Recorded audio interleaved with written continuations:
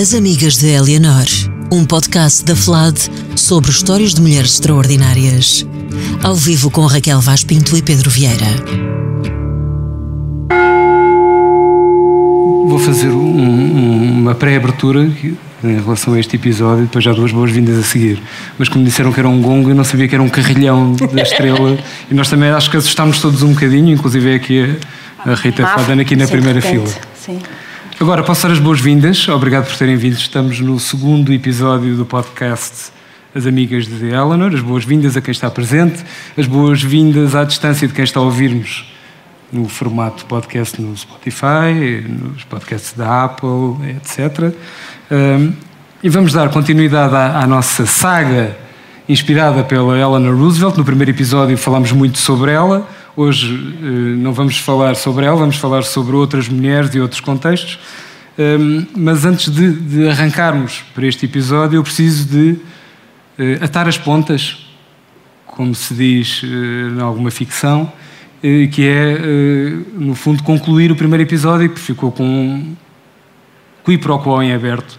Houve um tema das artes plásticas que se interpôs e que foi inesperado, na verdade, mas que me obrigou a uma promessa. E, portanto, como as promessas, em princípio, são para cumprir, Ai, Deus. eu mandei pôr Velázquez não é para mim numa t-shirt e com as meninas de Velázquez adaptadas. Se nos estão a ouvir em formato podcast, depois podem pedir fotografias que nós enviamos por e-mail ou por redes sociais e, portanto, Raquel, aqui poderás trajar o teu Velázquez, que está bastante endiabrado, diria eu. Desculpem, isto é uma obra de arte. Olhem lá. Velázquez não é para mim. Que espetáculo. Um bocadinho de pilhéria que tinha ficado em suspenso e quando tratamos de pilhéria temos sempre que encerrar o capítulo. Eu estou sem palavras, olha que isto é raro. Não é? Mas isto tem que passar agora, ok? É, não é? Sim. Pois. Portanto, fica concluído este tema. Hoje vamos falar também de artes plásticas. Não vai haver promessas de t-shirts, porque os fundos também são limitados. Sabem que vivemos neste contexto que toda a gente conhece. E, portanto, hoje vamos falar, sim, sobre o grande apagão. Foi o título que decidimos dar a este episódio. E eu vou simplificar e a Raquel vai complexificar. Para simplificar, vamos falar das razões pelas quais as mulheres sofreram um grande apagão durante muito tempo, durante muitos séculos, e depois porque é que a determinada altura, nomeadamente no século XIX, se fez alguma luz sobre elas. Mas para falarmos sobre isso e para chegarmos ao século XIX, vamos fazer uma coisa que nós adoramos fazer, que é recuar até à antiguidade e partir daí para este episódio, Raquel. Mas antes disso tínhamos combinado que começávamos com a Truth. É verdade. Antes de irmos lá atrás na máquina do tempo, temos a inspiração para este episódio. Então vá. Dois, como se diz nas reuniões, pontos prévios. O primeiro ponto é a citação que nós tínhamos, enfim, feito um promo, enfim, no qual se oferecia uma certa caneca, uma coisa muito... não tem nada a ver connosco, mas, como sabem, o Pedro é um amante do capitalismo, que é uma loucura, portanto, tudo o que for marketing e coisas dessas é contigo. E empreendedorismo. Empreendedorismo, fica lindamente. E nós tínhamos destacado uma citação de uma figura que em si mesmo é uma ótima explicação, como mesmo neste século XIX, que é esta senhora chamada Sojourner Truth, ou seja, uma mulher que em 1851 fez um discurso que tem, aliás, duas versões. Aquela que eu vendi para a caneca é justamente a versão que se pensa que não é propriamente a verdadeira, porque é aí que ela diz "Ain't I a woman?" e, na verdade, pensa-se cada vez mais que ela não chegou a dizer especificamente essa expressão. E Sojourner Truth é um nome que ela adota.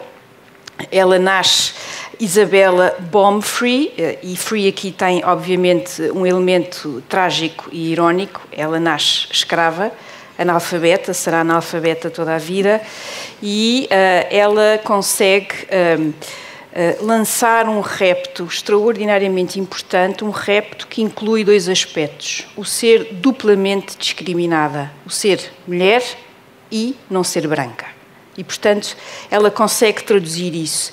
E é muito interessante porque esta alteração do seu discurso, ou seja, o discurso é de 1851 e a tal versão que depois ganhou fama e tem aquele refrão importante, ela é escrita ou, enfim, adaptada com alguma liberdade em 1863. E 1863 é uma data importante. Porquê?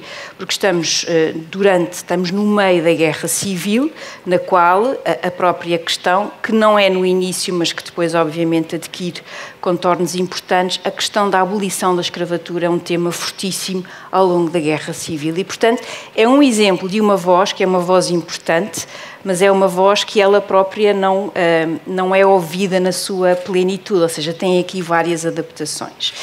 E agora vamos ao segundo ponto prévio, que é justamente uma das, quiçá, o Messi dos historiadores de Roma, que é Mary Beard.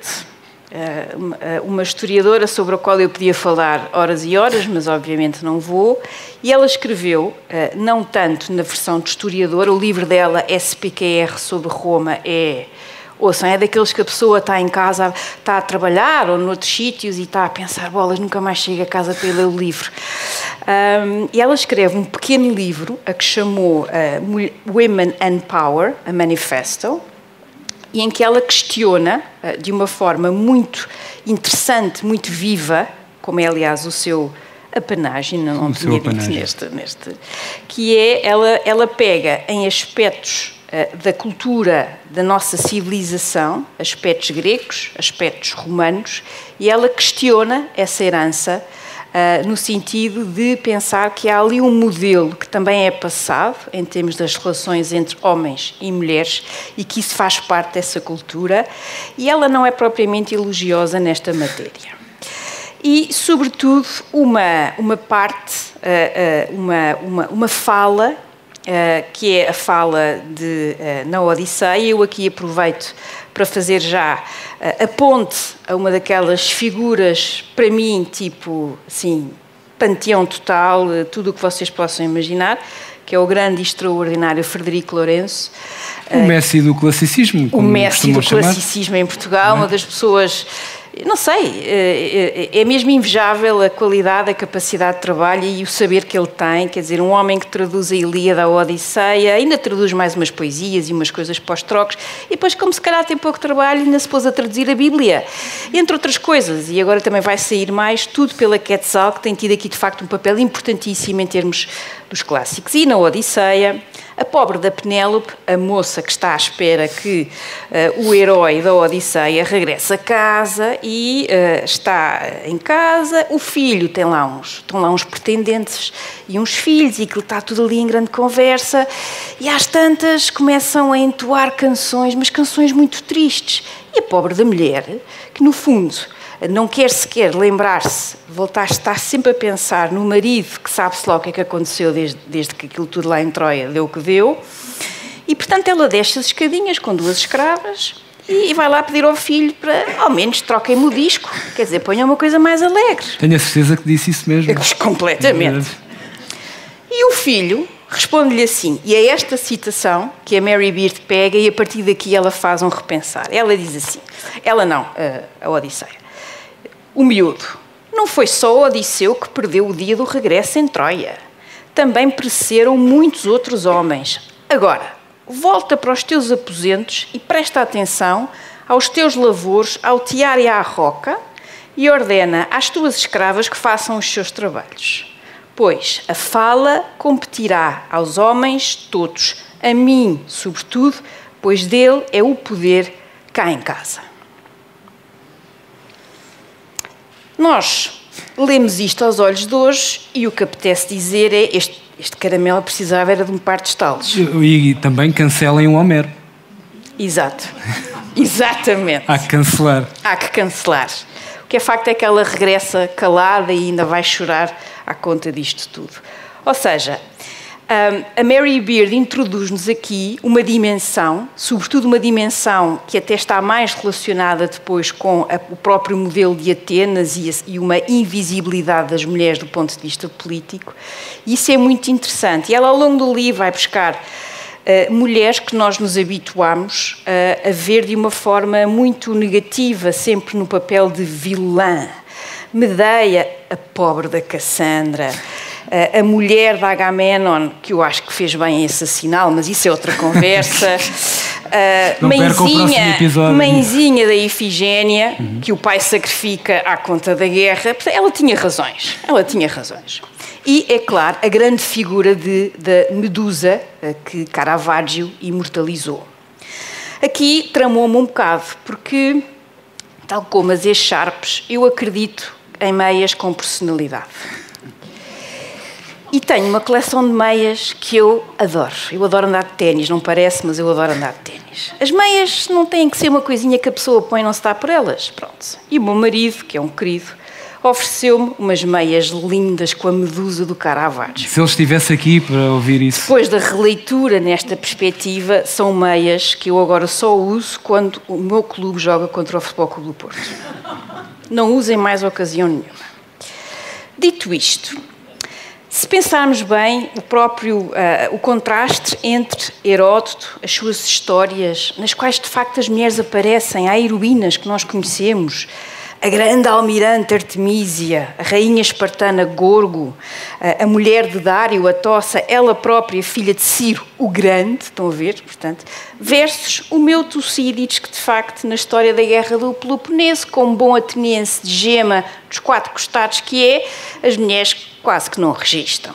E isto faz-nos pensar, ou seja, faz-nos refletir. E a Mary Beard, para variar, pôs toda a gente e meio mundo a pensar sobre estas questões de que, se calhar, há muito nesta herança que também tem o seu quê e que nós devemos, de facto, questionar. E mais uma vez, ouçam, é a maravilha, o fascínio, o elemento extraordinário que estarmos a discutir livros, documentos, textos que têm mais de 2000 anos, já estou a dar uns trocos, que têm mais de 2000 anos e que ainda assim nos despertam paixões, nos fazem repensar, nos fazem refletir sobre as coisas. E isso é, de facto, algo que todos nós gostaríamos muito um dia, quando formos grandes, de fazer uma coisa dessas. Quando daqui a 2000 anos estiverem a falar de Raquel Vaz Pinto. Claro, com certeza. Dos seus inputs no extraordinário podcast. Ao ritmo a que o iliberalismo anda, se calhar só cá ficas tu. Talvez. Vamos ver. Não façamos apostas. Ora, Raquel, a propósito da antiguidade, e porque tivemos que escolher, e eu tive que pôr algum travão nisto, tivemos que escolher algumas figuras. E pôr-me travões, acreditem, não é fácil. Não é fácil, não é nada fácil. Pena não está cá o meu marido. É pena, não é? Se eu ouvisse isto. Há uma série de figuras que, sendo do reino da mitologia, que sendo da ficção, são também arquétipos do real e das mulheres, e que resolveste trazer aqui como exemplos de figuras importantes e que realmente fazem uma ponte com esta interpretação que se faz sobre o papel das mulheres desde sempre. Ora bem, em matéria de gregos e romanos, olhem, nós tínhamos aqui imensas figuras. Helena de Troia, há um livro belíssimo do qual eu hoje vou ler 2 citações, que é da Bethany Hughes, que também, entre 1000 coisas que faz bem na vida, escreveu outro livro magnífico sobre a cidade de Istambul ao longo de toda a sua história. É uma coisa mesmo daquelas que a pessoa fica arrasada com tanto saber. Temos Circe, ou seja, a grande figura. Temos Dido, de Cartago, e temos a minha Ariadne, que é outra figura aqui super importante e que, ao mesmo tempo, participou de forma involuntária, coitada, num dos meus 2 grandes traumas em matéria de crescimento enquanto ser humano. O primeiro foi quando eu descobri, totalmente de forma aleatória, mas importante, que o Pai Natal não existia. E digamos que isto foi um bocado tardio e eu na escola devia ser a única. Foi ontem. E, portanto, digamos que exercia métodos que a Carta das Nações Unidas certamente não acharia bem, quiçá mesmo a Convenção de Genebra em matéria de prisioneiros. E um dia deparei-me com uma revista da minha mãe, cujo título, assim, manchete, dizia: o que fazer quando eles descobrem que não há o Pai Natal? E aquilo, lágrimas, lágrimas, lágrimas. Fui ter com a minha mãe, que no fundo mentiu-me, em bom rigor, e tive 2, 3 meses sem abrir a boca. Portanto, estão bem a ver. O segundo trauma foi esta história da Ariadne. Eu adorava a história do Minotauro, adorava a história do labirinto, tanto que muitas vezes consegui convencer o pobre do meu avô a fazer esta brincadeira comigo. Eu era a Ariadne ou o Teseu e o meu avô, coitado, era sempre o Minotauro. Já estão a imaginar, pronto. Isto implicava uma certa logística que a minha avó não gostava nada, porque roubávamos umas coisas de casa para fazer... Enfim, não interessa, de qualquer modo, o ponto é... Isto para mim era uma história até ao dia em que eu descobri que a pobre da Ariadne, que abandona a família, abandona toda a sua vida por aquele caramelo, o caramelo despacha, larga. Pois a melhor versão é que Dionísio safa Ariadne, a outra diz que ela morre. Fiquei doida. E, portanto, esta Ariadne e o malandro do pilantra do Teseu, notem bem o nome, que é para fixar,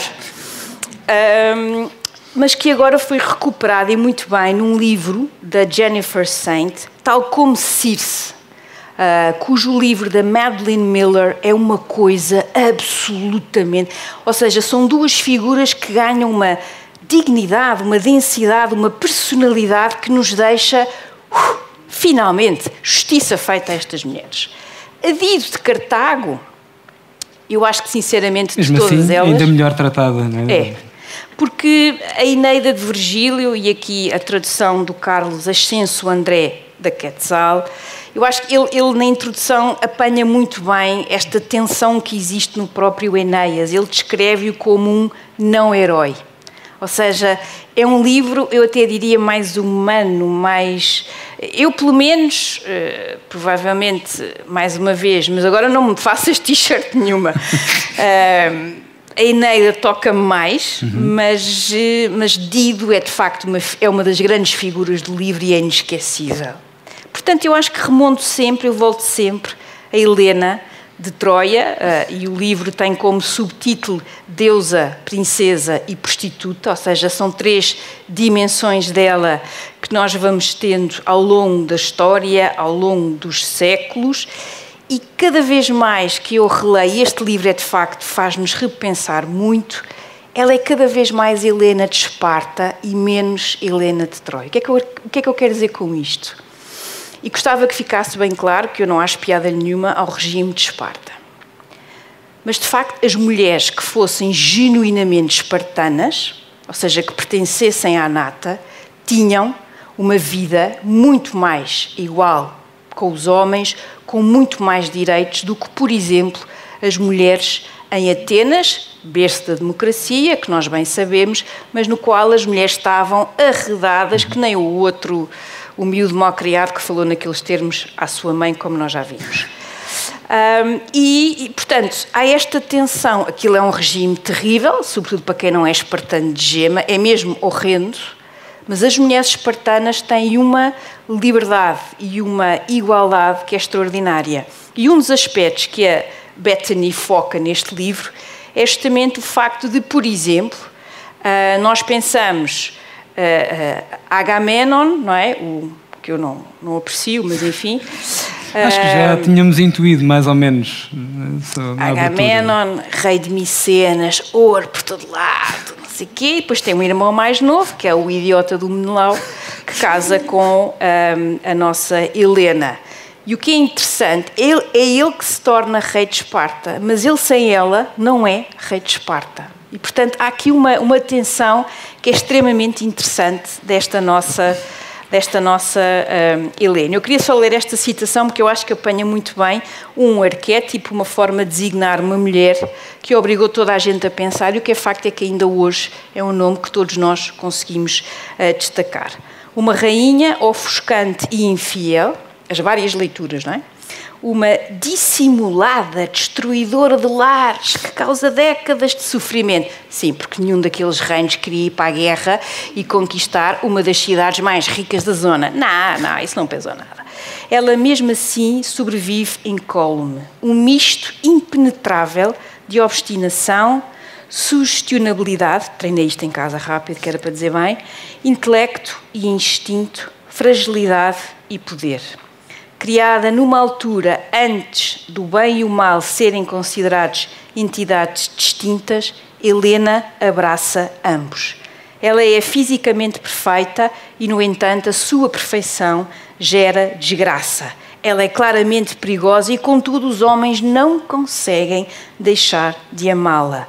Entra na história como uma mulher que obriga ao confronto. E o que é facto é que o Menelau cantou, quando chegou à altura, ficou com a Helena outra vez e a vida continua. Portanto, de facto, se eu tivesse que escolher de todas estas, seria esta a minha escolha. Vamos fazer aqui uma síntese da antiguidade em 4 figuras. É notável, parabéns, Raquel. Muito obrigada. Tens conseguido. Agora entramos no carro de Michael J. Fox, o Regresso ao Futuro, e damos um saltinho. Nós vamos falar de algumas mulheres estadistas. Mais uma vez tivemos que fazer uma escolha muito apertada, mas vamos fazer uma viagem até à Inglaterra do século XVI, e vamos falar de um reinado improvável que durou 45 anos, entre 1558 e 1603, de uma mulher absolutamente notável. Uma mulher absolutamente notável, que é Isabel I. E ela é notável, e eu aqui tentei resumir os meus argumentos, porque esta nossa reunião preparatória, ele tem esta figura e esta voz doce, mas este homem é um ditador que não tem explicação. Primeiro aspecto que eu queria destacar. Nós hoje dizemos, de uma forma até muitas vezes eufemística, famílias disfuncionais. Ora, Isabel é filha de Henrique VIII e filha de Ana Bolena. Como se tudo isto não... É aquela conversa que eu adoro, não é? Só matou 2 mulheres em 6. Nós dizemos... 33%. Em 6, só executou 2, quem nunca, exatamente. Ela é a terceira na sucessão, portanto, ela tem um meio-irmão que foi impecável com ela, que é Eduardo, mas bastante doente e frágil e dura pouco, e depois chega ao poder a meia-irmã, que ficou conhecida na história como Bloody Mary, e acreditem que o tomate no cocktail não é ao calhas. E ela vive aterrorizada boa parte da sua vida. Ou seja, isto é uma mulher que tem uma educação ótima, que tem uma instrução ótima, mas que vive sempre com o medo de ser ela a próxima, de acabar como a mãe, Ana Bolena. E a Bloody Mary, obviamente, não gosta, vou dizer isto de maneira suave, da meia-irmã, porque a Bloody Mary, a Maria, é filha de Catarina de Aragão, que foi justamente preterida a favor da dita Ana Bolena, e, portanto, há aqui... Este é o primeiro ponto, ou seja, contra tudo e contra todos ela chega ao poder. Segundo aspecto, ela tem uma visão estratégica absolutamente notável. Nós hoje, para nós é muito fácil nós pensarmos, porque de facto esta Inglaterra nos séculos seguintes vai ser de tal maneira que vai passar a ser grande potência, senhora dos mares, uma potência que de facto moldou o mundo inteiro, mas em meados do século XVI, a Inglaterra está à beira da ruína, à beira da desgraça. E isto porquê? Olhando assim para o mundo, ela tem um arquirrival, que é um tal de Filipe II de Espanha, não vou dizer o resto em relação a Portugal, porque, como sabem, sou contra. E não voltamos a falar em Velázquez. Não. Vamos falar em Filipe II. Não, se bem que se eu cada coisa que disser tu me ofereces uma t-shirt destas, eu não sei se não avanço. E Filipe II herda o império mais poderoso do mundo do seu pai, o extraordinário Carlos V. É a Espanha, é os territórios nas Américas, é o ouro por todo lado, é prata, essas coisas todas. Controla toda aquela zona que nós hoje chamamos, give or take, eu sei, a Bélgica e os Países Baixos. É um Habsburgo, portanto, esta Inglaterra está cercada em termos de continente. Como se tudo isto não bastasse, há a luta entre católicos e protestantes, está ao rubro, à conta do seu paizinho, em bom rigor, e o Papa já vai excomungar, mas explicitamente, e diz mesmo que quem conseguir matar Isabel I vai direitinho para o céu, numa jogada que me parece pouco soft power da Igreja nesta altura, mas é o que é. Teve várias. Sim, assim de repente. E depois, como se tudo isto não bastasse, há a questão interna, ou seja, alguns nobres católicos internos ingleses, mas também os católicos da Escócia e os católicos da Irlanda. Resumindo, a vida dela, quando chega ao poder, isto está tudo à beira da desgraça. Nós não temos bem esta noção.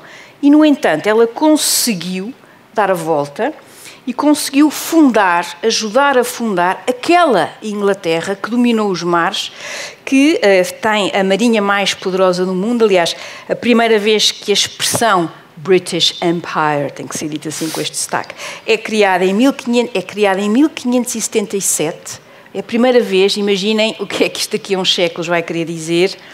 Ela vai ter, em linguagem de hoje, o extraordinário apoio da alta finança, diríamos hoje assim.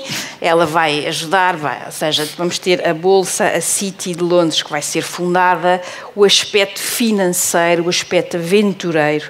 E depois, sobretudo, algo que para ela foi extremamente útil, mas que ela andou sempre ali a tentar dar a volta à coisa, que é, evidentemente, a alcunha que o Marquês de Santa Cruz, o grande almirante espanhol, lhe cola, e ele não diz isto de maneira como se fosse um elogio, diz que é a Rainha Pirata, já estamos todos a ver o filme, que é, aliás, um livro excelente da Susan Ronald, e é ela que torna tudo isto possível. E, mais uma vez, é uma mulher que não casou e, assumidamente, não casou. O que, à época, é sim uma coisa absolutamente extraordinária. E mais, ela, durante o seu reinado todo, e agora isto vai-me dar um gozo especial dizer, vai andar a torear Filipe II e outros pretendentes que muitas vezes que quiseram casar com ela, seja do lado francês, seja o que for. O compromisso a que ela chega vai ser a sua sucessão, através daquela que foi a grande rival, Maria Stuart, que também não acabou bem, diga-se em bom rigor, que é, ou seja, vai dar início à dinastia Stuart, e aqui Leonor Barroso, peço imensa desculpa, vai dar início ao período Stuart, que nós podemos apelidar de uma das casas reais mais ineptas da história. Carlos I, depois temos o Cromwell, é a República, sangue. Depois sim, a Glorious Revolution, a Bill of Rights e tal, mas tenham a santa paciência, Isabel foi a maior comparada com estes caramelos. E no meio de tudo isto, ela tem uma frase que nós hoje, enfim, é um bocado talvez mítica, assim, aquelas coisas que colam, pronto, mas que vai ao encontro, perante a ameaça espanhola, ela tenta regimentar as tropas e ela diz: eu sei que tenho o corpo de uma mulher fraca e débil, mas tenho o coração e o estômago para a luta de um rei e, mais importante que tudo, de um rei inglês. Ou seja, o ela ser mulher é de facto um tema e ela quase que tem que se masculinizar para poder exercer o poder e, sobretudo, convencer as suas tropas que era fácil derrotar toda aquela malta vinda de Espanha e uns arredores que, entretanto, ficaram... A sua invencível armada, se calhar o pior adjetivo ou a pior utilização desse adjetivo na história, muito provavelmente. É isso, e muitas vezes as operações das Forças Armadas dos Estados Unidos tendem a acertar em nomes que depois não caem bem. Depois, muito pouco tempo depois, percebe-se que houve ali qualquer coisa que falhou. Nós agora... fazemos aqui Bem, eu ia dizer que íamos fazer uma pausa nas estadistas, mas não é verdade. Não. Porque vamos falar de uma estadista das artes e eu gosto muito de cultivar essa força das artes e a importância das artes. mas não podia deixar de alfinetar um pouco a minha camarada de podcast, dizendo que agora vamos falar do Caravaggio com saias, mais ou menos. Agora sou eu que te vou oferecer uma t-shirt. Uma espécie de Caravaggio, mas depois pintou lá as suas coisas. E, portanto, Artemisia Gentileschi, Raquel. Estou a arriscar tudo. Isso. Agora estás numa de Pepe. Bem, Artemisia Gentileschi. Quem é esta mulher? É uma pintora, sinceramente, que não tem palavras. E geralmente é esta a piadola que se faz. Pois, é uma espécie de Caravaggio. Agora, que fica aqui bem registado. Eu adoro Caravaggio, mas cada um na sua. É uma mulher que tem uma história de vida absolutamente forte, dura, difícil, e que através da arte, e ela aqui, ao contrário da Isabel I, ela numa carta que escreve ao seu patrono, ela às tantas escreve: irá encontrar o espírito de César nesta alma de mulher. E como se tudo isto não bastasse, diz assim às tantas: a arte falará por si. Esta mulher, ela nasce no final do século XVI e tem sobretudo, obviamente, a sua pintura na primeira metade do século XVII. Mais uma vez, um livro magnífico da Mary Garrard, que se chama justamente sobre ela e a história dela e os quadros e a forma como a vida dela influenciou os quadros, tal como o dito Caravaggio também foi influenciado pelaquela a sua personalidade ligeiramente dada ao confronto. Belicosa, vamos chamar-lhe belicosa. Sim, uma coisinha ligeira. E há uma coisa muito interessante que ela começa logo no início do livro por pôr os pontos nos is. E ela diz: a partir de agora, esta mulher passa a ser só e apenas conhecida com o nome de Artemisia, porque ela merece, tal como nós só dizemos Michelangelo ou só dizemos Caravaggio.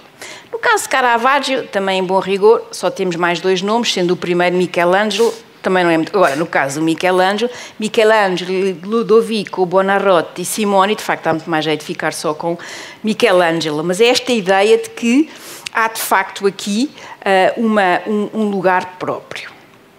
E depois, também, a sua vida, ou seja, a forma como ela consegue transpor para a arte, mais do que a sua vida, embora isso seja importante, ela, como é conhecido, vai sofrer os horrores de uma violação e depois vai a julgamento num processo, e no qual é, à época, torturada para saber se está mesmo a dizer a verdade. E todo este processo, este processo, nem sei bem como dizer isto, tudo isto é registado e com todos os detalhes, ela conta tudo e aguenta-se a tudo aquilo que é uma outra violência neste processo. E ela faz coisas extremamente... por um lado, ela consegue introduzir-se, ela introduz-se ela própria em alguns dos seus quadros. Ela introduz mulheres que são agentes, que têm uma força própria, e depois vai buscar aqui uns pontos importantes, e ela merece de facto o seu lugar na história. A Isabel Lowndes Vicente escreveu um livro que infelizmente está esgotado, eu estou à espera que seja reeditado para conseguir ler, cujo título é daqueles casos em que a pessoa já sabe, ainda não leu, mas gosta, cujo título é Arte Sem História, ou seja, as artistas, as pintoras, as mulheres que, como tu dizias, estadistas das artes, mas que não tiveram ainda ou só agora começam a ter o seu reconhecimento pela arte, pela capacidade de deslumbrar que tiveram. E a Artemisia precisou de apenas 600 anos para começar a ver o seu trabalho reconhecido, 500 e picos, give or take, como se diz em inglês. Nós desta vez, e agora as pessoas que nos estão a ouvir via podcast, sugiro-vos que façam a pesquisa das imagens. Acho que é interessante, se estiverem a ouvir, acompanhem com a pesquisa das imagens, porque temos um suporte audiovisual e, portanto, vamos aqui, a Raquel vai fazer aqui, como se dizia nos tempos medievais, uma justa entre um tal de Caravaggio... Mas não digas tal, porque eu não estou a pôr o Caravaggio para baixo. Não, estás a pôr a Artemisia para cima. Isso. É questão de ângulo. Portanto, o gênio Caravaggio e a genialíssima Artemisia. E vamos, tratando do mesmo tema, de Judite e Holofernes, para as mentes mais impressionáveis, atenção, vamos ver imagens mais ou menos chocantes. Mas vamos começar por ver primeiro a imagem do Michelangelo de Merisi, Acca, Caravaggio. Ora bem, olhando para esta obra de Caravaggio, nós pensamos, fantástico, é que é mesmo, é extraordinária.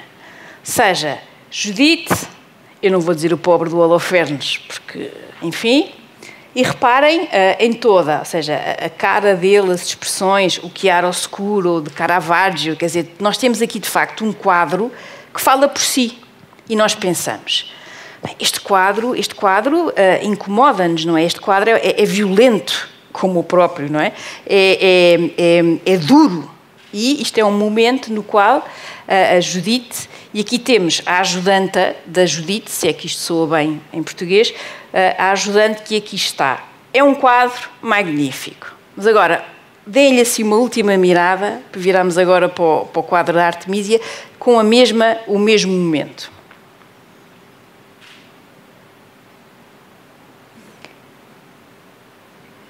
Em primeiro lugar, a cena é muito mais sangrenta, e reparem no detalhe que é, as duas mulheres são, entre aspas, atoras. Ou seja, estão, em bom rigor, com a mão na massa. Pelo menos cúmplices, vá. No gesto, né? São as duas a intervir. Isso!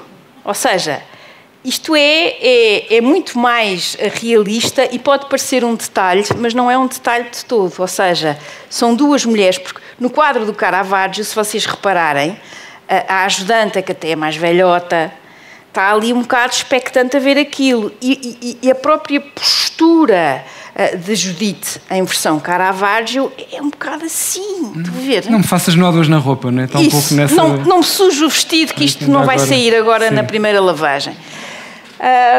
Aqui não. É uma agência própria, uma realidade própria. Estas mulheres estão mesmo a fazer, a matar o pobre do Holofernes e ao mesmo tempo, com isto, a ter toda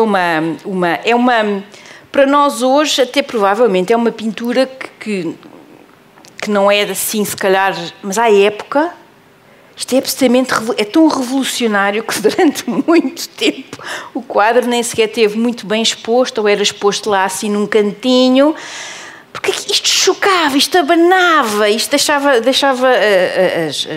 as pessoas muito desconfortáveis. Mas o que é que se pode estar a imaginar com a cabeça de Holofernes na mão, não é? É isto. E, portanto, ela, Artemisia, tem de facto aqui uma... Eu não lhe consigo fazer justiça e aconselho vivamente que pesquisem, que procurem. Ela tem vários quadros, tem, por exemplo, 3 Madalenas que são maravilhosas. Tem uma capacidade, como esta Mary Gerard nos explica tão bem. Ela diz, há pintores que nós conseguimos perceber a evolução, não é? As influências, o adaptar, o estilo, e a obra deles reflete essa evolução. E ela diz, a Artemisia é totalmente diferente. Ela consegue, desde o início, adaptar-se ao público, adaptar-se à fase da sua vida. Não há um estilo que nós possamos dizer que é evolutivo. Seja na sua passagem Roma, seja Florença, seja Nápoles, Veneza, Londres e novamente Nápoles, que, enfim, cidade italiana maravilhosa, e portanto é uma mulher que merece de facto este destaque e que só agora, e muito bem, está a ser reconhecida como um dos grandes e não como, citando este meu querido amigo, tu hoje estás safo que me ofereceste a t-shirt, Caravaggio de Saias. Nós temos ainda outra imagem dela que podes falar. En passant, um quadro chamado Susana e os Anciãos, em que há uma ponta de perversidade nesta representação. O Pedro perguntou-me às tantas, mas qual é que é o teu favorito? E eu, sei lá, qual é o meu favorito? Pensei, e este é capaz de ser o meu favorito. Ela pinta o quadro com 17 anos e é uma outra cena importante da vida religiosa, mas há aqui detalhes que são magníficos. Os ditos senhores de mais idade, porque anciãos têm sempre o elemento de respeitabilidade que me custa pôr aqui neste contexto, e há aqui detalhes que são extraordinários, porque reparem como o primeiro, sim, adapta-se a essa faixa etária, o que está atrás já não. Ou seja, não é propriamente um ancião. É uma forma de retratar aquilo a que, à época, e não só, ainda hoje, muitas mulheres são sujeitas em termos de violência e em termos de injustiça, porque, como bem sabemos, a vida para Susana não foi nada facilitada ao recusar estas investidas destes dois senhores com aspas, mas é ao mesmo tempo uma forma de retratar ela própria, que está num momento de recato, de sensualidade, mas ao mesmo tempo de força. E, portanto, para mim, esta seria provavelmente a minha opção. Muito bem, fica aqui a escolha da Raquel, sou Artemisia Gentileschi. Agora, voltamos às estadistas de Estado, passa a redundância, e já trouxeste à colação a família Habsburgo, e vamos falar sobre uma Habsburgo que foi líder, mas não foi imperadora. Quando estávamos a preparar isto, eu fiquei um bocadinho confuso. Eu vou aproveitar hoje para esclarecer e perceber o que é que aconteceu na vida desta tal de Maria Teresa. Maria Teresa. Sim, mais ou menos segunda metade, não é bem, mas segunda metade do século XVIII. Maria Teresa, Habsburgo de Gema, o que quer dizer Habsburgo de Viena, que chega, ou seja, ela chega ao poder porque o seu pai, ou seja, o ponto é, enquanto mulher, ela é arquiduquesa de Viena, dos Habsburgos, mas àquela época os Habsburgos, que era quase uma coisa por, como agora dizemos à conta do computador, por default, não é? Ela seria imperadora, não imperatriz, imperadora daquela coisa que é extraordinária, Sacro Império Romano-Germânico, não é? Que nós temos sempre imensas dificuldades em explicar, mas que são 1000 anos de história europeia, assim, sem mais nem menos. Uma certa carga, não é? Uma certa carga. Eu confesso-vos que, em relação aos Habsburgos, quando comecei a estudá-los melhor, já há algum tempo, eu tinha as maiores das reticências. Deve ser a minha veia republicana 100% que vem toda ao de cima. Eu sabia que tu ias gostar. E é sobretudo aquela imagem que nós temos, que é muito passada pelos Habsburgos do fim, que, como todos os fins, não são propriamente grande espingarda. Que é aqueles Habsburgos do século XIX. E então, o último, nem vamos comentar. Assim como, já para a talho de foice, um tal dos Romanov, então, nem vamos comentar. Esta dinastia, que é longa, que esteve em todo o lado, ou quase todo o lado, e a mim me fascinava, de certa forma, percebê-los melhor. Então avancei a fundo nisto. Olhem, para já, muito difícil, porque há uma imensa repetição de nomes. Leopoldo para aqui, Leopoldo para ali, Fernando ou Ferdinando, às tantas estamos já baralhadíssimos, tirando assim um ou outro nome, que eu não sei porque caiu em desuso, como, por exemplo, Cunegunda, que eu acho que é o nome... Porquê é que terá caído em desuso? É lamentável. Quem achar bem, eu acho que Cunegunda tem potencial, mas que acabou por cair e acabou por casar casou e foi para a Baviera e sorte do marido dela, portanto, fica assim. E aqui os Habsburgos têm uma crença tão grande em si próprios, têm uma crença, uma convicção de uma excepcionalidade quase sagrada, de que, isto é de forma perversa, mas aqui esta excepcionalidade faz com que o que interessa, o que faz a diferença é ter sangue Habsburgo. E ter sangue Habsburgo é muito mais importante do que ser-se... Ou seja, entre ter uma Habsburgo no poder e ter um que é homem, mas não é Habsburgo, antes o sangue Habsburgo. E é muito interessante porque ela consegue, e tem aqui ainda um período bastante, são 4 décadas no poder, ou seja, ela é arquiduquesa, é ali que está o poder, mas é o marido dela que assume a função de imperador, porque ela não pode ser devido à lei sálica, que é a lei que impede as mulheres de governarem, tirando, obviamente, outras monarquias, a mim parecem bastante mais esclarecidas, nas quais as mulheres podem, de facto, ser rainhas e de pleno direito. E, portanto, esta ideia do sangue Habsburgo é muito interessante. E ela, durante estas décadas, ela vai pôr um conjunto de reformas em andamento, vai fazer... Ou seja, ela é muito... há muita resistência, porque é mulher. Não deixava de ser, uma curiosidade, quando estávamos a preparar o episódio, Raquel não queria bem usar o adjetivo conservadora para a família Habsburgo, não é bem esse o... Não, porque a forma como nós falamos em Portugal de conservadorismo é errada. Não é... Ser conservador não é ser contra a mudança ou ser reacionário. Ser conservador é acreditar que há um conjunto de coisas que estão a funcionar bem e, portanto, devem continuar, e o que não está a funcionar bem, toca a trocar e andar.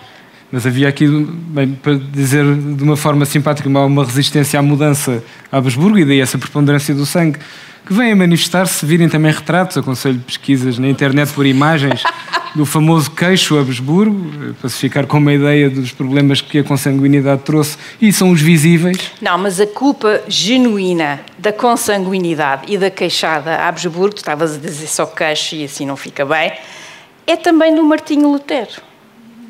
Isto agora carece de explicação. Porque o Martinho Lutero arrancou com a Reforma, 1517, e, portanto, tirou do mercado casamenteiro uma fatia gigante de princesas e príncipes. Diminuiu a pool, como se diz hoje em dia. Diminuiu a pool e, portanto, os católicos, entre católicos e cá tantas, a pessoa baralha-se, né? Entre os Bourbons e os Habsburgos, aquilo é uma confusão.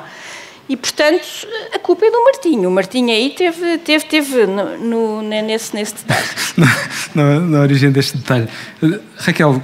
Mas espera aí, deixa-me só dizer aqui uma coisa dela, que ela, numa das primeiras reuniões, ela tem que apresentar lá um conjunto de medidas que os outros acham absolutamente revolucionárias, e ela, tal como Isabel I, às vezes, isto está a ser... portanto, há um conjunto de embaixadores e o inglês registra esta frase. Portanto, ela apresenta aquilo, os outros mandam-se para o ar de nervos e não sei o quê, e ela diz: eu sou só uma pobre rainha, mas tenho o coração de um rei. E claro que as medidas foram adotadas e acabou-se. Ela tem muitos problemas com a Hungria. A Hungria deu muitos problemas aos Habsburgos. Em geral. Agora é por outras razões. Mas a Hungria... queriam ser independentes, que chatice estas coisas, não é? E estava ali ao rubro, e ela, com medo de perder, porque era de facto uma fatia importante, ela pega no seu pequeno filho nos braços e lá vai ela para a Hungria, e apela diretamente aos nobres, e eles, perante aquela imagem da mulher, a mãezinha com a criança, são incapazes de avançar com as ideias de revolta. Depois, mais tarde, vão se vingar e vão se revoltar à séria. E ela tinha pequenos detalhes que fazem muita diferença. Por exemplo, falar com os seus súbditos em Viena com o sotaque de Viena, mas na Hungria com o sotaque húngaro. Ou seja, o adaptar ao contexto, o que revela que Maria Teresa tinha uma inteligência emocional extraordinariamente forte. E depois, ela tem muitos filhos, o casamento é muito feliz, e há uma espécie de aposta nos quadros, nas representações da família. Uma espécie de presidência aberta, mas num registro monárquico, ou seja, vê-se as pessoas, pode-se ir falar com as pessoas, não é aquela distância que caracteriza. E, portanto, nesse sentido, ela fez aqui imensa diferença. E há um livro sobre os Habsburgos, que é do Andrew Whitcroft, que eu aconselho vivamente, porque vocês vão ficar mesmo... Eu fiquei surpreendidos com a fibra de alguns destes Habsburgos que a pessoa não imaginaria, tendo em conta os exemplos do século XIX. Muito bem, Raquel, eu sei que isto vai chocar-te um pouco, mas estamos perto do final do nosso tempo de episódio. Não pode ser. É verdade. O tempo passa rápido quando estamos a divertir-nos, já diz o grande chavão. Vamos falar um pouco sobre o Brasil e sobre mulheres do Brasil, que é algo que tu gostarias de vincar. Muito bem. Então, outra Habsburgo, e eu já tinha falado sobre ela, a famosa Leopoldina, que teve, e eu sei bem que estou em Portugal e sou portuguesa, eu vou dizer isto mesmo, o azar de casar com o Dom Pedro. Isto é fruto de um livro muito, um pequeno livro, mas que é de facto, é esta independência do Brasil, as mulheres que estavam lá. É um conjunto de histórias sobre mulheres que existem e sobre as quais a história não estava feita, vários nomes importantes. Para mim, tirando a Léo, é assim que eu trato a Leopoldina. Foi assim que a Raquel se referiu a ela quando falámos a primeira vez neste episódio. Eu pensei, ela está a falar de quem? Time Léo, totalmente. Não, temos de falar da Léo. E eu, claro que temos de falar da Léo. Google, Léo Habsburgo. Exato, vês?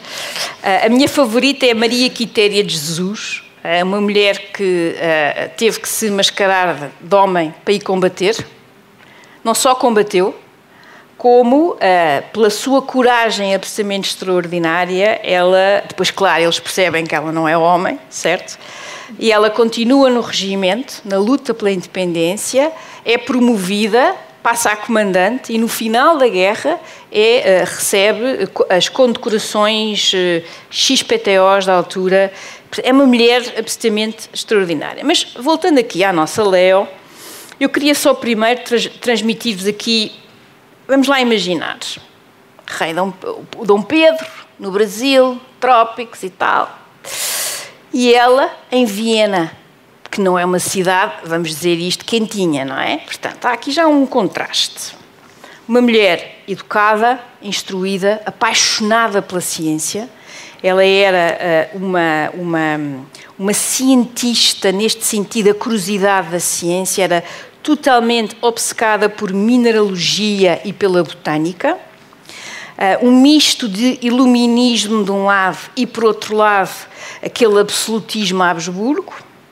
Assim que é celebrado o casamento por procuração, 1817, Leopoldina começa logo a aprender o português, a geografia, a economia, a cultura, os costumes portugueses e brasileiros, e acreditem que quando ela chega ao Brasil ela já domina isto tudo. E, ao mesmo tempo, esta mulher, que se corresponde imenso com o seu pai e, sobretudo, com a sua irmã, Maria Luísa, que teve, na sua lógica, o azar de casar com uma família, assim o designava, um chamado o corso sanguinário, um tal de Napoleão. E a família ainda não tinha, de certa forma, esquecido o pormenor da cabecinha da Habsburgo, Maria Antonieta, que numa certa fase da história de França ficou sem ela. Aliás, estão-me a fazer esse sinal mesmo por causa do tempo. Mas eu agora tenho que deixar terminar. Em matéria de troca de mimos, Leopoldina trata o marido por o príncipe bárbaro. E ela é, de facto, alguém que vai ser, enfim, ou, numa das últimas cartas que ela escreve, o sedutor monstruoso. Porque ela vai ser objeto de um conjunto de desfeitas mesmo públicas, ou seja, e o temperamento violento de Dom Pedro. Intelecto, força de vontade. Como sabemos, Dom João VI parte muito contrariado, ao contrário da Carlota Joaquina, que foi contentíssima de regresso a Portugal. Dom Pedro fica a pensar que lhe vai calhar a mesma sorte, e aqui Leopoldina tem uma visão. Ela pensa que antes um império do que uma república brasileira, numa espécie de monarquia institucional, ela arregaça as mangas e às tantas, neste capítulo é dito, uma Habsburgo que encomenda nada menos do que a Constituição Republicana dos Estados Unidos para estudar e refletir, tem sem sombra de dúvidas uma história muito boa para contar. E aqui, Dom Pedro lá vai viajar a caminho de São Paulo, no verão de 1822, e Leopoldina é deixada no poder, com poder de facto.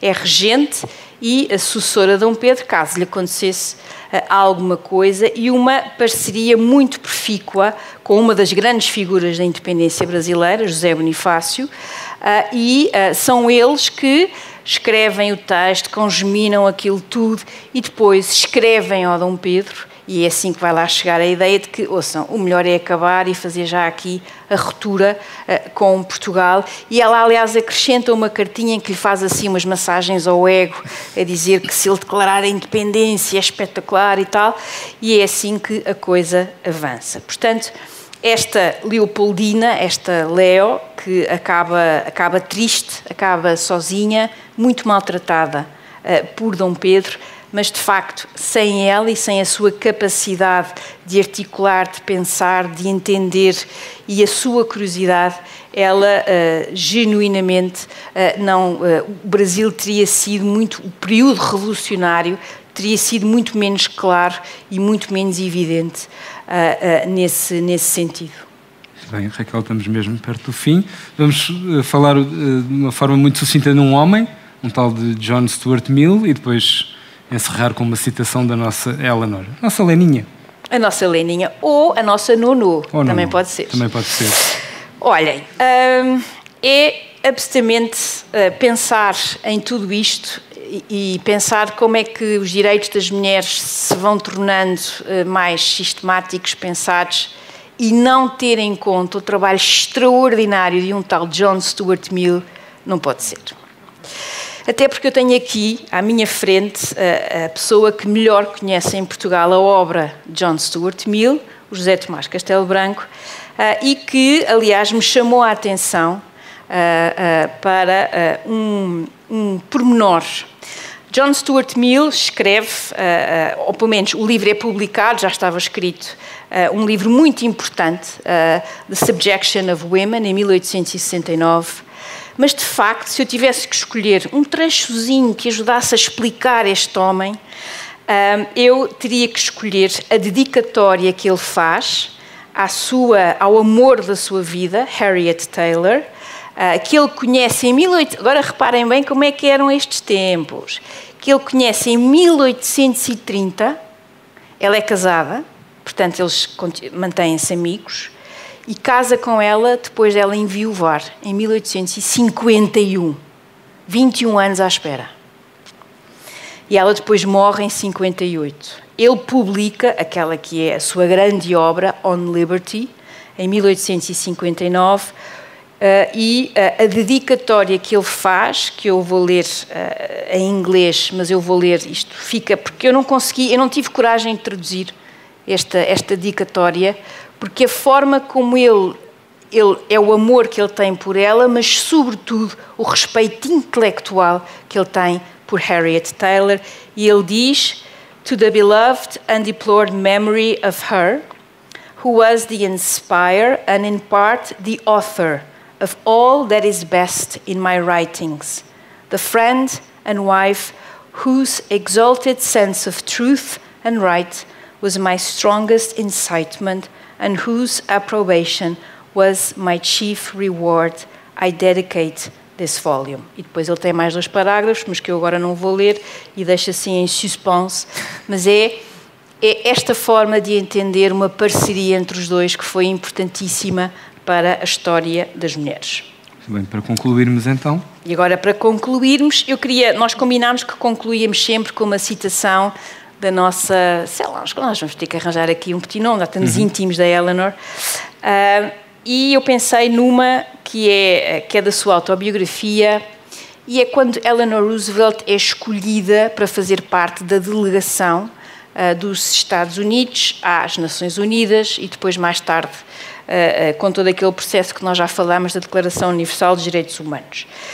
E é muito interessante, porque estamos a falar de uma mulher que já está na fase, portanto, pós-Franklin, ou seja, viúva, uma mulher que já fez sei lá quantas palestras, quantas crónicas escritas, uma vida inteira, viajou pelo mundo inteiro e, no entanto, ela está com uma, diríamos nós em bom português, uma carrada de nervos neste momento. E porquê?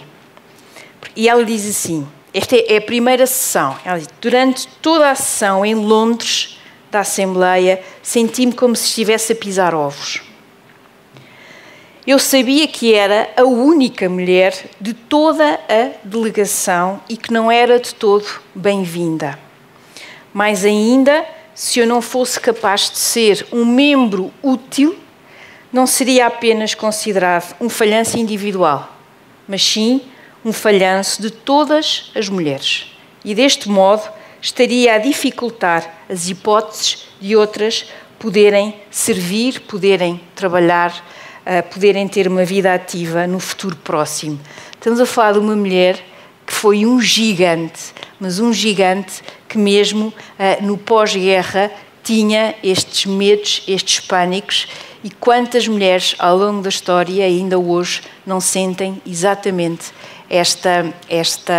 este medo, o medo de falhar e de com isso também não serem as pioneiras que pensavam que poderiam ser. Ela consegue não só ser de facto pioneira, como levar a cabo a Declaração Universal dos Direitos Humanos e ficando com mais uma das 1000 coisas ótimas que ela fez na história. Melhor maneira de terminar o episódio. Raquel, vemo-nos no episódio 3. Obrigado por terem vindo aqui e obrigado por escutarem nas plataformas do costume.